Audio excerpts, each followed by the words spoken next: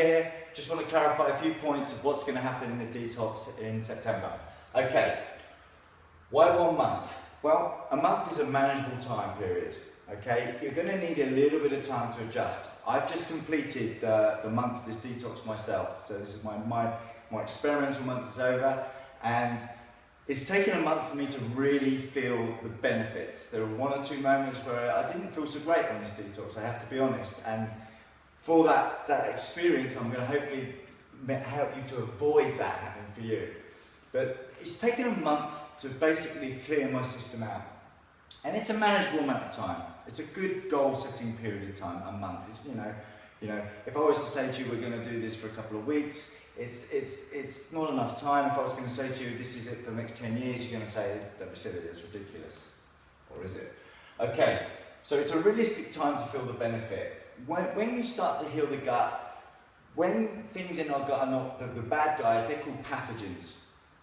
When we starve them of the things they like, the sugars, and we introduce probiotics, they're not happy about just going. They don't go without a struggle. Then you get a little period of time called die-off, and that's when they release toxins. That's when your symptoms, your digestive symptoms, can get worse before they get better.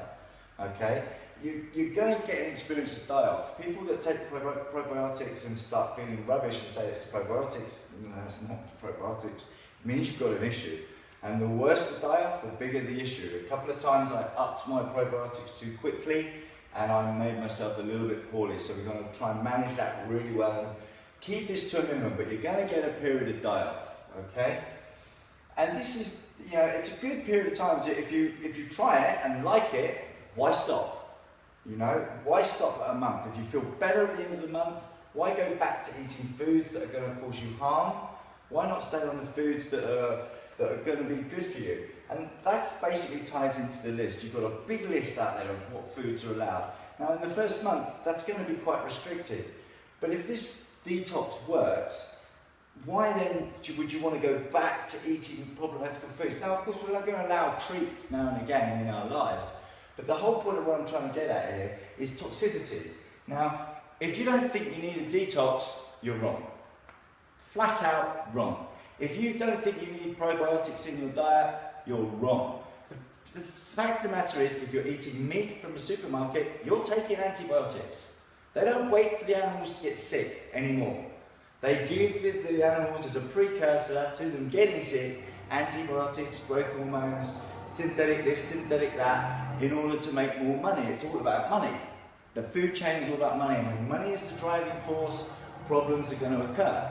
And problems are that the food you eat has got quite a high level of toxicity in it. The fish that you eat, you healthy fish eaters, if it's Channel Island fish, it's got heavy metals in it.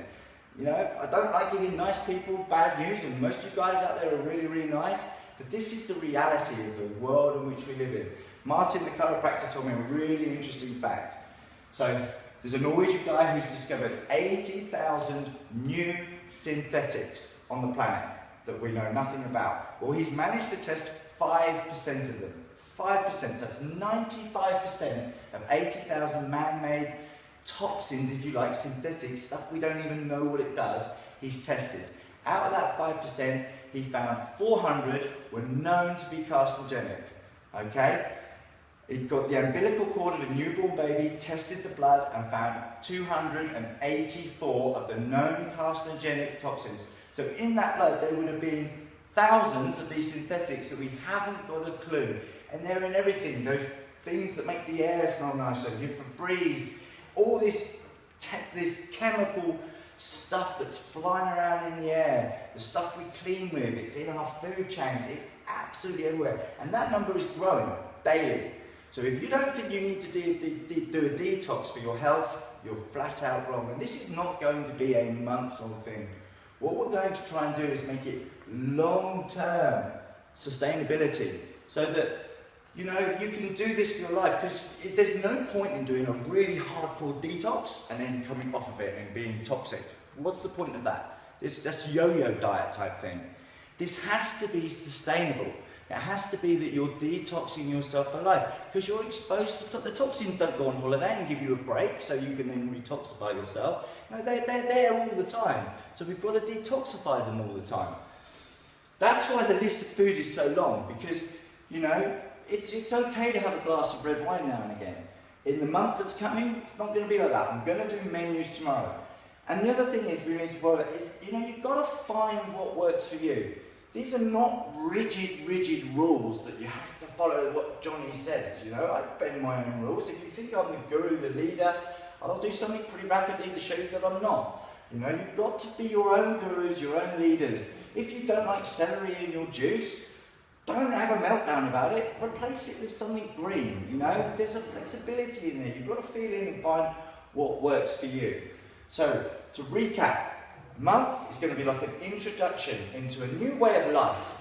A new way of life that's going to give us more energy, more mental clarity. It's going to help battle against this current stage of affairs where we've got so many toxins in our food chains.